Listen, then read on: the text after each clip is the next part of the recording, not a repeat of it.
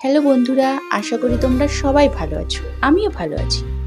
মাছের মুড়ো দিয়ে অনেক কিছুই রান্না করা যায়। আজকে আমি মাছের মুড়ো দিয়ে আলুর তরকারি কিভাবে বানাবো সেটাই তোমাদেরকে বলবো। প্রথমে আমি মাছের মুড়োগুলোকে ভালোভাবে ধুয়ে নুন, লঙ্কা, হলুদ ও লেবু মাখিয়ে রেখেছি। এবার একটি কড়াইতে তেল দিয়ে মাছের মুড়োগুলো একে একে করে দিয়ে দিলাম। দিয়ে দু পিঠ ভালোভাবে লাল লাল করে ভেজে নেব। এইভাবে সবকটা মুড়ো আমি ভেজে নেব।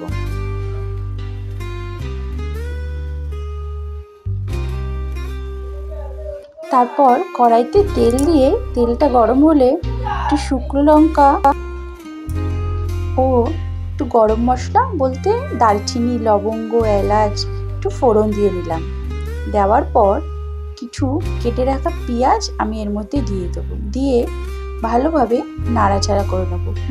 পেঁয়াজটা হালকা লাল লাল করে ভেজে নেব। তারপর আমি কিছু এরমভাবে বড় বড় সাইজের আলু কেটে রেখেছিলাম, সেটা এর মধ্যে আমি দিয়ে দেবো। এরপর এর উপরে আমি একটু হলুদ ও একটু নুন দিয়ে নেব। দিয়ে ভালো করে নাড়াচাড়া করে নেব।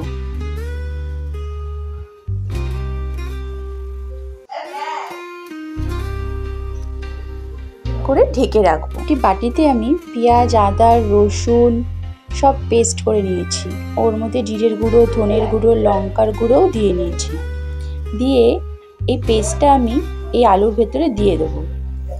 দিয়ে ভালোভাবে নাড়াচাড়া করে নেব। নাড়াচাড়া করে একটু কষাবার জন্য রেখে দেবো।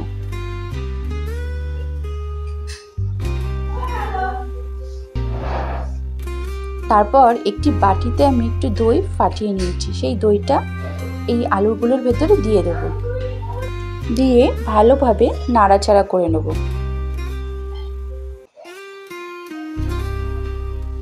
এবার এর উপরে আমি ভেজে রাখা মুড়োগুলো দিয়ে দেব। আমি এখানে 4টে মুড়ো নিয়েছি, 4-5টা মুড়ো নিয়েছি।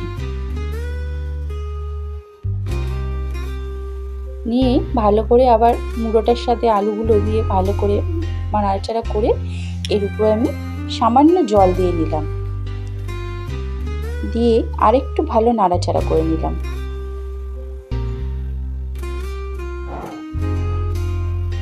এবার আমি যতটা পরিমাণে জল লাগবে ততটা পরিমাণে জল এর কড়াইয়ের মধ্যে দিয়ে দেবো।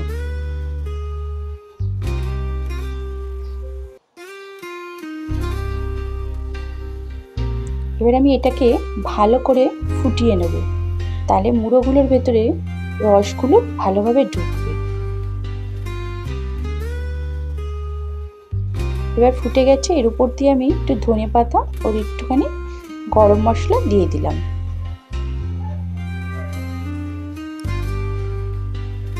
আর আলুটাও আমার মোটামুটি সেদ্ধ হয়ে গেছে।